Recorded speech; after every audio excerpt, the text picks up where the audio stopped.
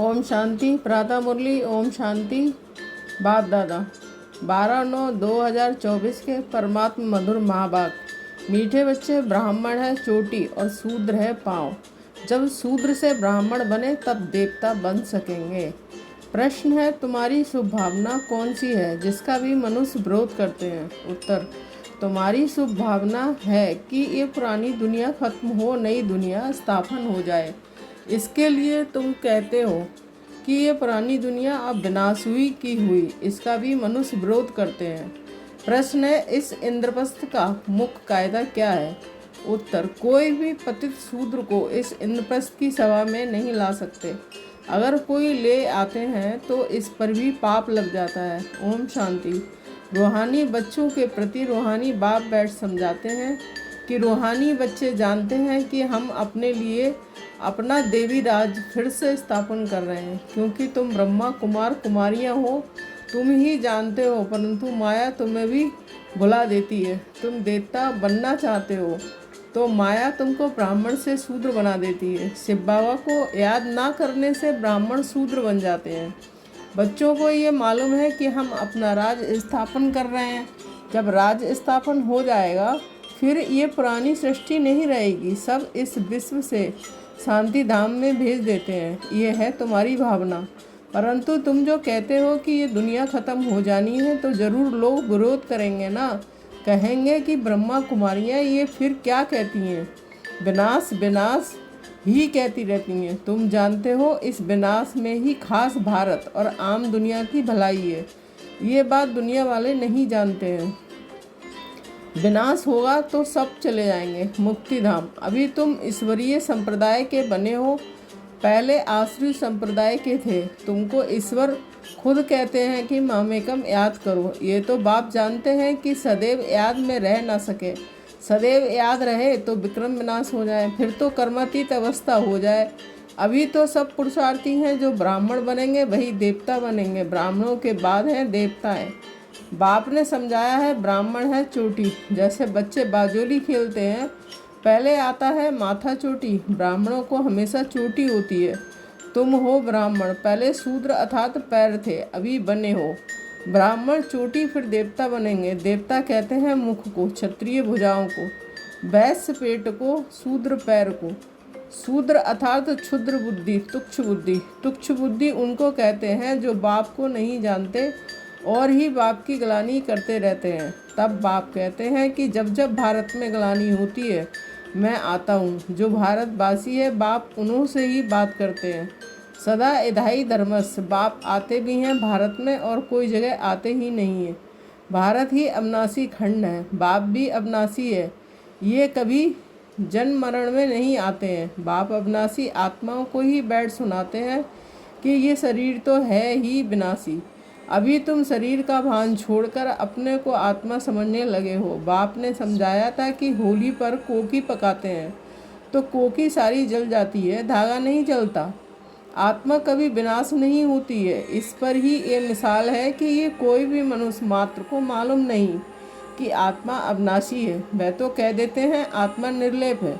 बाप कहते हैं नहीं, आत्मा ही अच्छा व बुरा कर्म करती है इस शरीर के द्वारा।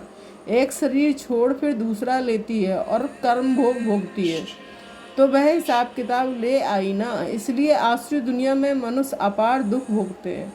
आयु भी कम रहती है, परंतु मनुष्य इन दुखों को भी सुख समझ बैठे हैं। तुम बच्चे कितना कहते हो निर्विकारी बनो, फिर भी कहते हैं विष बिगर हम रह नहीं सकते हैं, क्योंकि शूद्र संप्रदाय है ना, शूद्र बुद्धि है। तुम बने हो ब्राह्मण चोटी। चोटी तो सबसे ऊंच है, देवताओं से भी ऊंच है। तुम इस समय देवताओं से भी ऊंच हो क्योंकि बाप के साथ हो। बाप इस समय तुमको पढ़ाते हैं। बाप ओबीडिएंट सर्वेंट बना है ना। बाप बच्चों का ओबीडिएंट सर्वेंट होता है ना। बच्चों को पैदा कर, संभाल कर, पढ़ा कर, फिर बड़ा कर जब बूढ़े होते हैं तो सारी मिल्कियत बच्चे को देकर खुद गुरु कर किनारे जाकर बैठते हैं, वानप्रस्थी बन जाते हैं। मुक्तिधाम जाने के लिए गुरु कहते हैं, परंतु वह मुक्तिधाम में तो जा ना सके तो माँ बाप बच्चों की संभाल करते हैं। समझो, माँ बीमार पड़ती है, बच्चे टट्टी कर देते हैं तो बाप को उठानी पड़े ना। तो माँ बाप बच्चे के सर्वेंट ठहरे ना, सारी मिल्कियत बच्चों को दे देते हैं। बेहद का बाप भी कहते हैं, मैं जब आता हूँ तो कोई छोटे बच्चों के पास नहीं आता हूँ। तुम तो बड़े हो ना, तुमको बैठ शिक्षा देते हैं। तुम से बाबा के बच्चे बनते हो तो बीके कहलाते हो। उनसे पहले शूद्र कुमार कुमारी थे, वैश्यालय में थे। अभी तुम वैश्यालय में रहने वाले नहीं हो, यहाँ कोई भिखारी रह ना सके, हुक्म नहीं है। तुम हो बीके, ये स्थान है ही बीके के रहने के लिए। कोई कोई बहुत अनाड़ी बच्चे हैं जो ये समझते नहीं कि शूद्र कहा जाता है पतित विकार में जाने वाले को। उनको यहाँ रहने का हुक्म नहीं है, आ नहीं सकते। इंद्र सभा की बात है ना, इंद्र सभा तो ये है जहाँ ज्ञान वर्षा होती है। कोई बीके ने अपवित्र को छिपाकर सभा में बैठाया तो दोनों को श्राप मिल गया कि पत्थर बन जाओ। सच्चा सच्चा ये इंद्रप्रस्थ है ना, ये कोई शूद्र कुमार कुमारियों का सत्संग नहीं है। पवित्र होते हैं देवताएं, पतित होते हैं शूद्र। पतितों को बाप आकर पावन देवता बनाते हैं। अभी तुम पतित से पावन बन रहे हो। तो ये हो गई इंद्र सभा। अगर बिगर पूछे कोई भिखारी को ले आते हैं तो बहुत सज़ा मिल जाती है, पत्थर बुद्धि बन जाते हैं। या पारस बुद्धि बन रहे हो ना, तो उनको जो ले आते हैं उनको भी श्राप मिल जाता है। तुम भिखारियों को छिपाकर क्यों ले आई? इंद्र, बाप से पूछा भी नहीं तो इतनी सज़ा मिलती है, ये है गुप्त बात है। अभी तुम देवता बन रहे हो, बड़े कड़े कायदे हैं, अवस्था ही गिर पड़ती है, एकदम पत्थर बुद्धि बन पड़ते हैं। है भी पत्थर बुद्धि, पारस बुद्धि बनने का पुरुषार्थ ही नहीं करते। ये गुप्त बातें हैं जो तुम बच्चे ही समझ सकते हो। यहाँ बीके कहते हैं, उनको देवता अर्थात पत्थर बुद्धि से पारस बुद्धि बाप बना रहे हैं। आप बाप मीठे मीठे बच्चों को समझाते हैं कोई भी कायदा ना तोड़ें, नहीं तो उन्हें 5 भूत पकड़ लेंगे। काम, क्रोध, लोभ, मोह, अहंकार, ये 5 बड़े बड़े भूत हैं आधा कल्प के। तुम यहाँ भूतों को भगाने आए हो। आत्मा जो शुद्ध पवित्र थी वह अपवित्र, अशुद्ध, दुखी, रोगी बन गई है। इस दुनिया में अथाह दुख है। बाप आकर ज्ञान वर्षा करते हैं, तुम बच्चों के द्वारा ही करते हैं। तुम्हारे लिए स्वर्ग रचते हैं, तुम ही योग बल से देवता बनते हो। बाप खुद नहीं बनते हैं, बाप तो है सर्वेंट। टीचर भी स्टूडेंट का सर्वेंट होता है, सेवा कर पढ़ाते हैं। टीचर कहते हैं कि हम तुम्हारा मोस्ट ओबीडियंट सर्वेंट हूँ। कोई को बैरिस्टर, इंजीनियर आदि बनाते हैं तो सर्वेंट हुआ ना।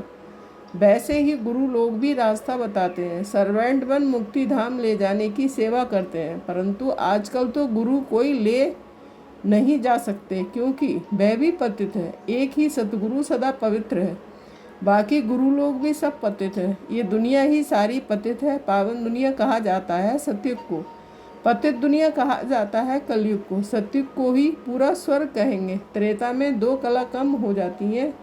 ये बातें तुम बच्चे ही समझकर और धारण करते हो। दुनिया के मनुष्य तो कुछ नहीं जानते हैं। ऐसे भी नहीं कि सारी दुनिया स्वर्ग में जाएगी। जो कल पहले थे वही भारतवासी फिर आएंगे और सतयुग त्रेता में देवता बनेंगे।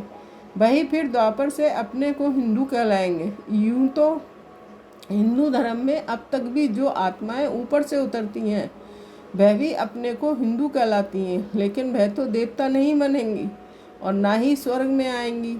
वह फिर भी द्वापर के बाद अपने समय पर उतरेंगी और अपने को हिंदू कहलाएंगी। देवता तो तुम ही बनते हो, जिनका आदि से अंत तक पाठ है। ये ड्रामा में बड़ी युक्ति है, बहुतों की बुद्धि में नहीं बैठता है तो ऊंच पद भी पा नहीं सकते हैं।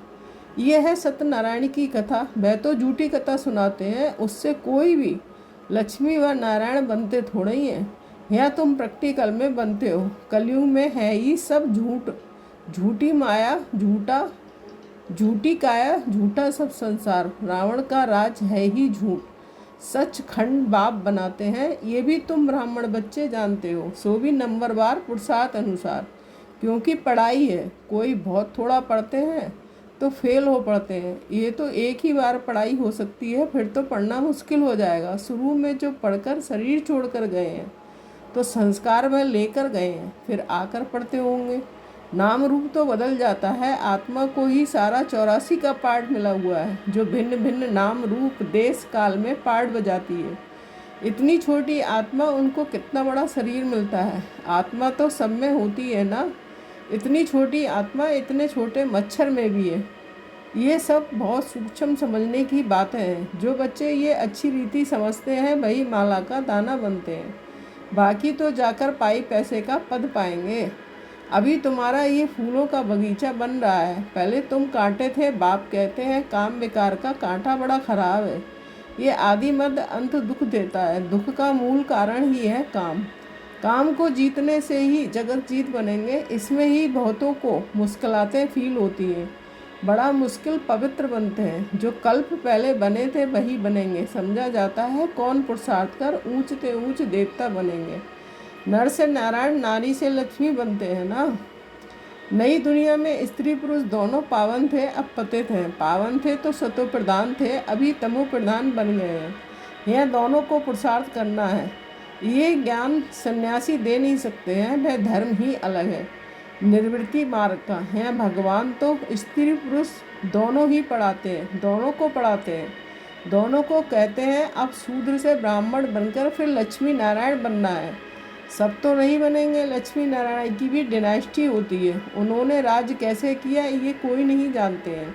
सतयुग में इनका राज था ये भी समझते हैं, परंतु सतयुग को फिर लाखों वर्ष दे दिया तो ये अज्ञानता हुई ना। बाप कहते हैं ये है ही कांटों का जंगल, वह है फूलों का बगीचा। यहाँ आने से पहले तुम असुर थे, अभी तुम असुर से देवता बन रहे हो। कौन बताते हैं? बेहद का बाप। देवताओं का राज था तो दूसरा कोई था नहीं, ये भी तुम समझते हो। जो भी नहीं समझ सकते हैं उनको ही पतित कहा जाता है। ये है ब्रह्मा कुमार कुमारियों की सभा। अगर कोई शैतानी का काम करते हैं तो अपने को श्रापित कर देते हैं, पत्थर बुद्धि बन पड़ते हैं। सोने की बुद्धि नर से नारायण बनने वाले तो हैं नहीं, प्रूफ मिल जाता है। 3rd ग्रेड दास दासियाँ जाकर बनेंगे। अभी भी राजाओं के पास दास दासियाँ हैं। ये भी गायन है कि किनकी दबी रही धूल में किनकी राजा खाए। आग के गोले भी आएंगे तो जहर के गोले भी आएंगे। मौत तो आना है ज़रूर। ऐसी ऐसी चीज़ें तैयार कर रहे हैं जो कोई मनुष्य की हथियारों आदि की दरकार नहीं रहेगी। वहाँ से बैठे बैठे ऐसे बॉम्ब छोड़ेंगे जिनकी हवा ऐसे फैलेगी जो झटखल्लास कर देगी। इतने करोड़ों मनुष्यों का विनाश होना है, कम बात है क्या? सतयुग में कितने थोड़े होते हैं, बाकी सब चले जाएंगे शांति धाम।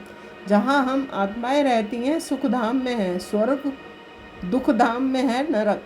ये चक्र फिरता रहता है। पतित बन जाने से दुखधाम बन जाता है, फिर बाप सुखधाम में ले जाते हैं। परमपिता परमात्मा अभी सर्व की सद्गति कर रहे हैं तो खुशी होनी चाहिए ना। मनुष्य डरते हैं, ये नहीं समझते हैं कि मौत से ही गति सद्गति होनी है।